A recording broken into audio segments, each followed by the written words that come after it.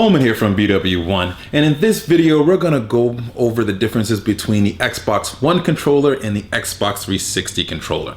Now while these controls look alike, there are some differences between the two of them, and I want to sort of point those out to you.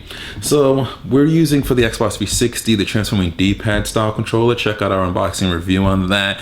Basically it's very similar to the Xbox 360 original controller, but it sort of has this little nice D-pad that kind of pops out when you twist it, which is similar to the D-pad on the Xbox One, which is standard on it. But we'll go ahead and twist this back out. So this more represents the original Xbox 360 controller. So let's first look at button layout. Button layout looks alike, but there are some differences. Let's start off here with the Xbox, so sort of the home button here. You can see that the button here is a little more protruded out, and it's here in the center of the controller, along with your back and start buttons right here, and indications for which controller you are from 1, 2, 3, and 4.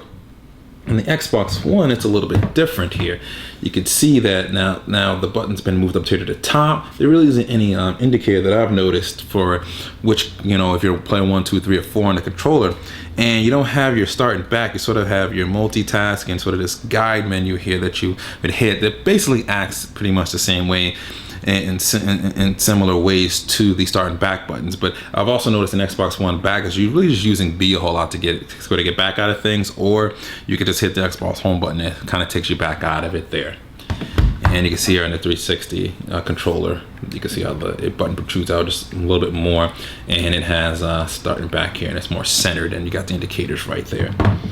Now, so speaking of the top right there, you can actually sort of look here at the top. You can even see the cut is different. On the Xbox 360, you have sort of a more of a rounded cut here versus what you have on the Xbox One, which has more sort of an angular cut to it. A little bit of difference right there. Also, you can even see the triggers where you have your triggers here on and your buttons here at the top. You can see in Xbox 360, the triggers actually have a little bit of a plastic space between them. And you can see on the Xbox One, they don't have a space between them. They're a little more together. They have like a little, space, but it doesn't have that piece of plastic. Like this has sort of plastic between the two triggers there. So that's one other noticeable difference. Click down is relatively the same. Let's take a look at the buttons themselves. The Y, X, A, B. You can see it's a little more colorful on here. And this transformer D-pad just doesn't come with the color like that. It comes with more shades.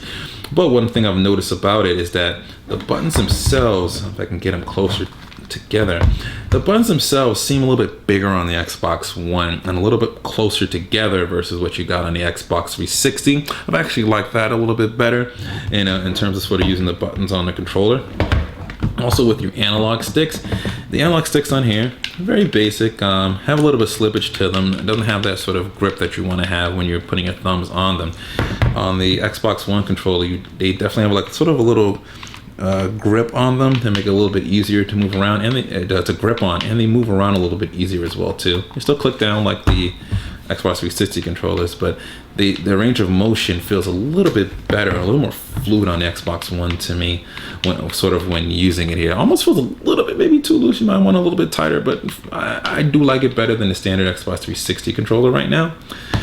You can see the D-pad. You only have really one option here for the D-pad, and it's more improved than the original Xbox 360 controller, but it isn't the greatest obviously there, but definitely more improved for people that may want to use it for fighters or little small things like that. But definitely I would recommend getting a specific controller for like fighter games or something.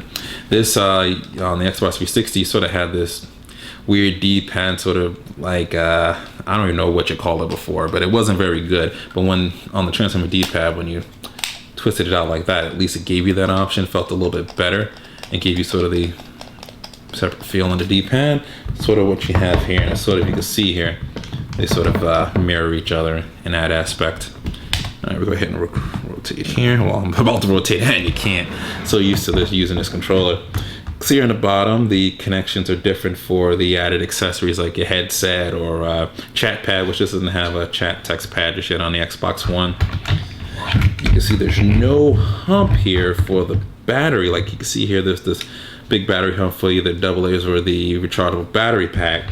This sort of has its batteries right inside the controller here itself, and you can just kind of snap it in like that. So you can see that's a little bit different there, and it actually accounts for making the controller a little bit lighter and they sort of shaved it down a little bit in terms of sort of the bulkiness, and it feels, I just like the feel that's just a bit better than I felt with the 360, which feels a little bit on the heavy side when compared to this, and a little bit on the bulky side as well too.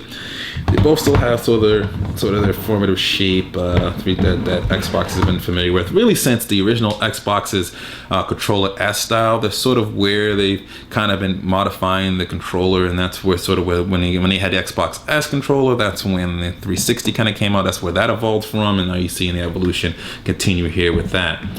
But let's take a look here and see if we have anything else. Not really. Overall, that's pretty much about it. You don't have as many screw holes in it as you can see there in between them. But let's take a look at what a third-party controller may look like. So I have one of PvP's controllers here, and we can do a comparison with a third-party one here. And you can see the difference. This is a third-party Xbox 360 controller versus an Xbox One controller here. And you can see this has that traditional D-pad that not a lot of people liked. And same grips, same look, but you can see the button placement's a little bit different on here as they put the buttons here at the top and the Xbox button here in the center of it. And the still have the same sort of spacing there on the back as far as trigger buttons here on the back of the controller, that plastic piece in the center, while the Xbox One doesn't have that plastic piece in the center there.